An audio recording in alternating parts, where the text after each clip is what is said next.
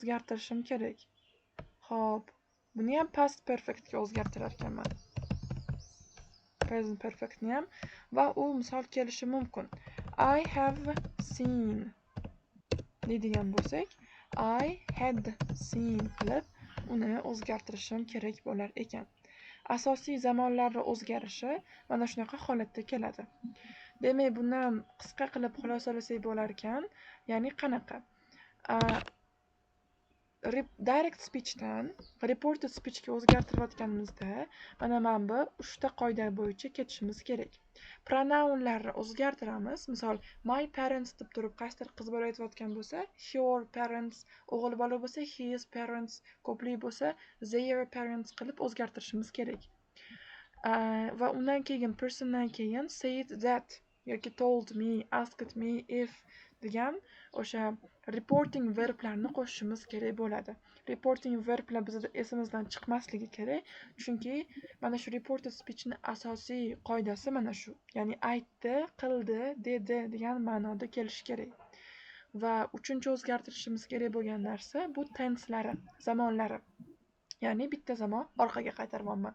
Present bo'lsa past, simple bo'lsa past simple, continuous bo'lsa past continuous qilib o'zgartirar ekanman. Past continuousdan keyingi undan oldingi zamon yo'q. Qolgan zamonlari hammasi bor. Ya'ni mana shular hisoblanadi. Hattoki past simple niki ham bor. U ham bo'lsa past perfect. So, do you have any questions regarding to this topic? No, I don't have. Okay, so if you don't have any questions, then maybe bitta practice qilib olamiz. Just a second.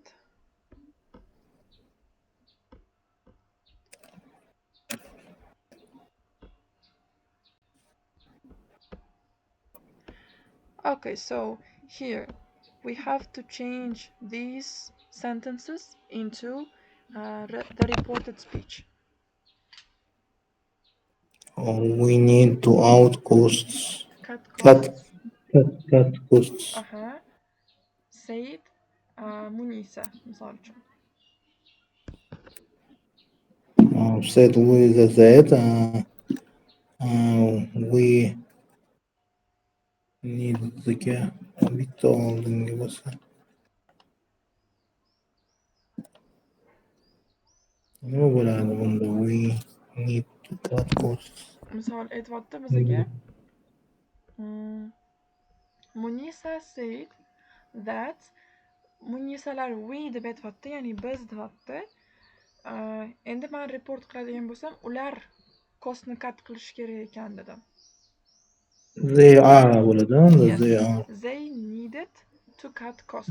Chunki needga buni men shaklini o'zgartira olmayman, irregular qila olmayman, ed qo'shib qo'yaman. They needed to cut costs. Mana bunaqa. She said that cut costs degani nima degani o'zi? Cut costs narxini qisqartirish, kamaytirish. Costs turishini bilaman. Cut kesish, Yes. Narxini kesish. So next one. I will finish the report by Friday. So Mastura said. Mastura says that here would finish the report by Friday.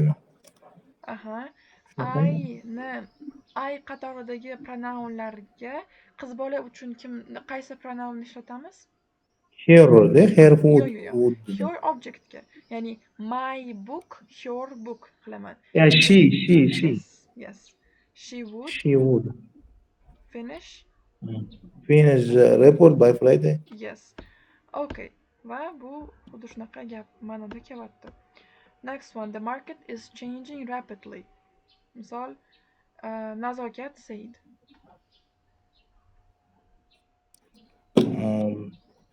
Nazokat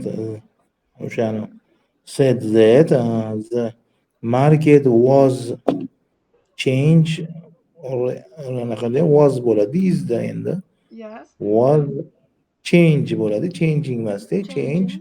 O'zi qoladi changing. O'zi qoladi. Was changing rapidly unda. Next one. I sent.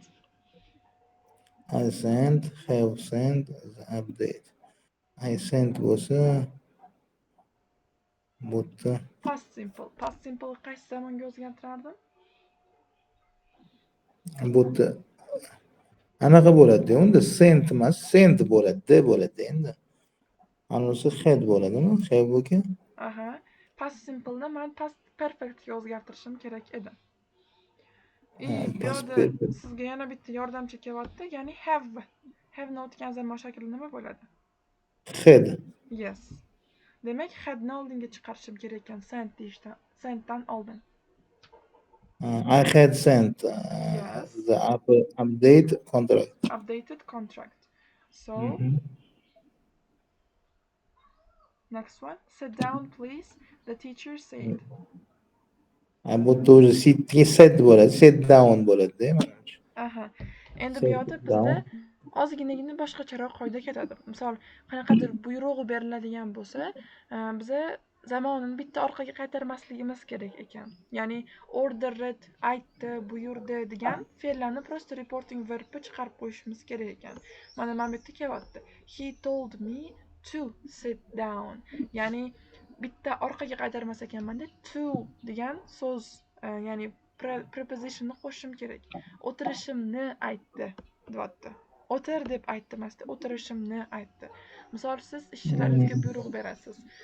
Narxlarni ko'tar yoki bo'lmasam, deylik, ertalab soat 9 da ishga kel deydigan bo'lsangiz, misol, ular aytishadi. My boss told me to come to work at 9 deydi. Ya'ni to come to work deb aytibdi. Okay, so endi bizda asosiy ishlatishimiz mumkin bo'lgan 3 ta mana shu so'z bor. Ya'ni today, yesterday, tomorrowlar time wordlar hisoblanadi. Endi agar gapimizda time wordlar keladigan bo'lsa, ularni qanaqa o'zgartirishimiz kerak? Today bo'lsa that day, yesterday bo'lsa the day before va tomorrow bo'ladigan bo'lsa the next day qilib ishlatishimiz mumkin bo'lar ekan. Hammasi oson, prosta za chiqyapti. Keyin bir kun oldin deb tarjima qilaman, keyingisi undan keyingi kun deb tarjima qilaman. Tushundim. Bu yoqda yana now, thenlarni ham har ehtimolga qarshi ko'rib qo'ysak bo'ladi. Bular unaqa ko'p kelmaydi. Then, at that moment, there, next week, the following week qilib kelar ekan. Okay, so let's move to next one. Gaplarimizni reported speechga ko'proq o'tkazishga harakat qilamiz. O'shandagina qanaqa qilib o'zgarishini nisbatan osonroq bo'ladi tushunib olishimiz. So first one, I am moving to Lisbon next month. Sal pastga tushirib oling, shu ko'rinmadi. I am moving to Lisbon next month.